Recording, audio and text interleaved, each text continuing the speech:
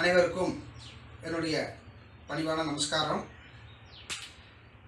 தவில் மேதை, தவில் சக்கரவர்த்தி, தவில் சிகரம் என்றெல்லாம் போற்றக்கூடிய திருவாலப்புத்தூர் தெய்வத்திரு அன்னார் அவர்களுடைய 74வது பிறந்த தினம் இன்று.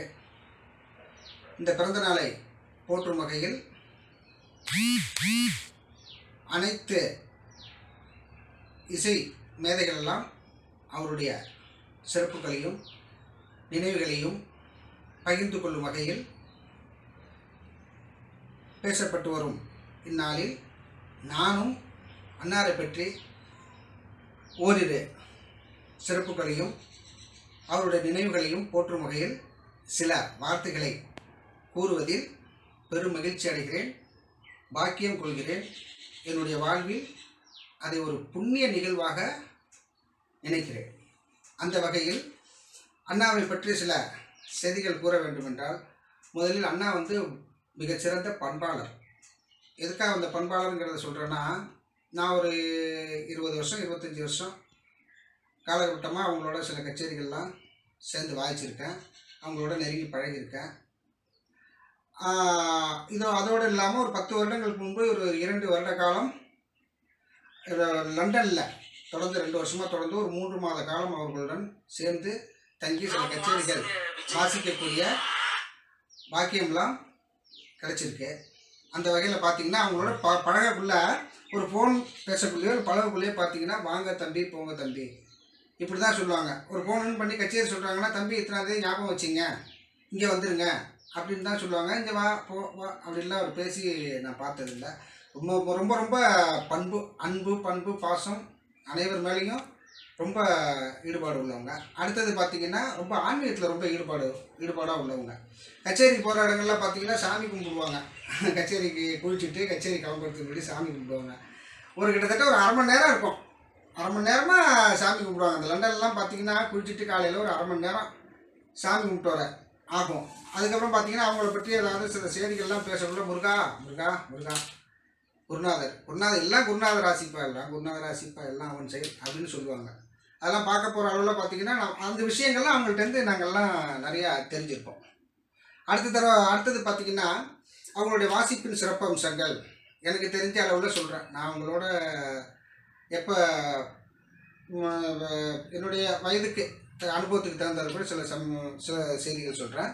சில கச்சேரிகள் வாசிச்சிருக்கேன். அந்த கச்சேரிகள்லாம் சேர்ந்து வாசிக்கக்குள்ளே பார்த்திங்கன்னா அந்த மூலம் ஆரம்பித்ததுலேருந்து முடிகிற வரலையும் அவங்களுடைய அந்த இது இருக்குது பாருங்கள், அமைப்பு அவ்வளோ ஒரு அருமையாக இருக்கும். அந்த மேடையில் உட்காந்துருக்கிற அழகு, அமைப்பு, அவங்க நாசுரவங்களை பார்த்து வாசிக்கிறது, அந்த ஒவ்வொரு சொல்லும் போடக்குள்ளே அவங்க அந்த இது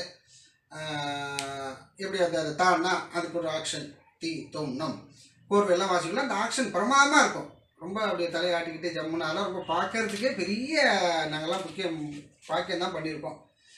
அப்படி பார்த்திங்கன்னா உட்காந்து வாசிக்கிறது அது ஜனரஞ்சகமான வாசிப்பு, ஒரு வல்லினமான வாசிப்பு, எந்தெந்த இடத்துல என்ன சொல்லிக் கொடுக்கணும். அந்த குங்காரம்லாம் வாசிச்சிங்கன்னா இதில் அந்த குங்காரம் வாசிக்கிறதுக்கு ஒரு இது சொல்கிறேன். என்னுடைய இது ஒரு கேசட்டில் திருமஞானத்தார் மல்லாரி வாய்ச்சி அதில் பார்த்திங்கன்னா ராகமாளிகை வாய்ச்சிட்டு வருவாங்க. அந்த கேசட் ரொம்ப நாளாக வச்சுருந்தேன்.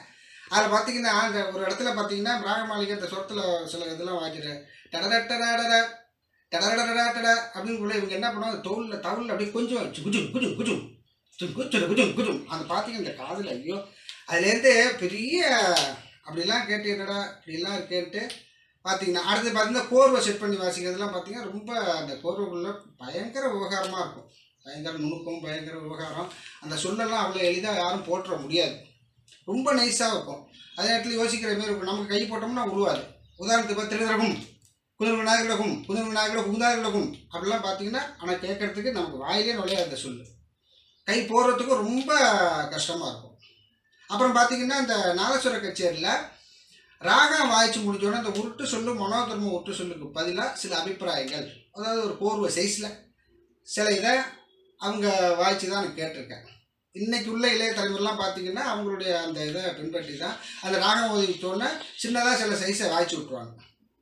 அந்த இதில் ஒரு சைஸை பண்ண அவங்களுக்கு வாய்ச்ச சைஸை நான் இப்போ சொல்கிறேன்.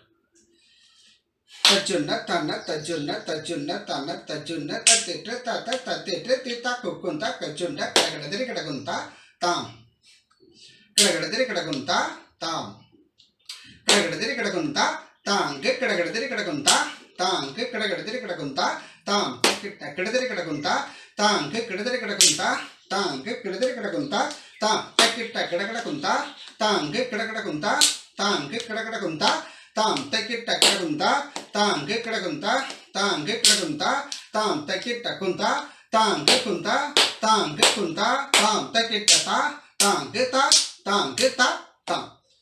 இப்படி ராகம் வாசிட்டோட இந்த மாதிரி நிறைய சீசு வாசிப்பாங்க. இதெல்லாம் வந்து அவங்கள பின்பற்றி இப்போ உள்ள வித்வான்கள்லாம் என்ன மாதிரி இளைய வித்வான்கள்லாம் வாசிக்கிட்டு இருக்காங்க.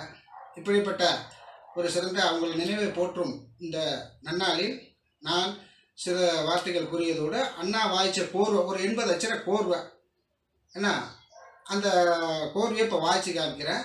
இந்த நிகழ்வை என்னோடய வாழ்க்கையில் ஒரு புண்ணியமாக கருதுகிறேன். நன்றி வணக்கம். இப்போ இந்த கோர்வையை நான் வாசிக்கிறேன்.